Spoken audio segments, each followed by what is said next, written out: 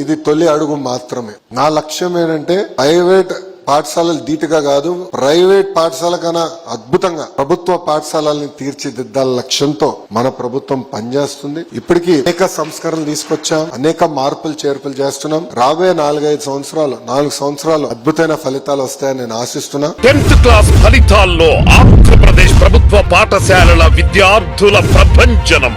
ఒక్కరు కాదు, ఇద్దరు కాదు, 595కు పైగా మార్కులు సాధించిన 13 మంది విద్యార్థులు, 590కి పైగా మార్కులు సాధించిన విద్యార్థులు 200 మంది. ప్రతిభావంతులైన టీచర్లతో, అత్యాధునిక సౌకర్యాలతో, అత్యుత్తమ ప్రమాణాలతో మన ప్రభుత్వ పాఠశాలలు 10th రిజల్ట్స్ లో బెస్ట్, పర్ఫార్మెన్స్ లో ఫస్ట్.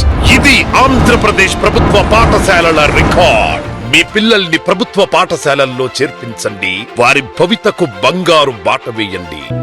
రాజకీయ నాయకులు తరం అంటారు, మామూలు జనం జనరేషన్ అంటారు. కానీ ప్రతి జనరేషన్ లోనూ ఆ కొత్త థాట్ ని ముందుకు తీసుకెళ్లేవాడు మాత్రం ఒక్కడే వస్తాడు. వాడే టార్చ్ బేరర్ అంటారు.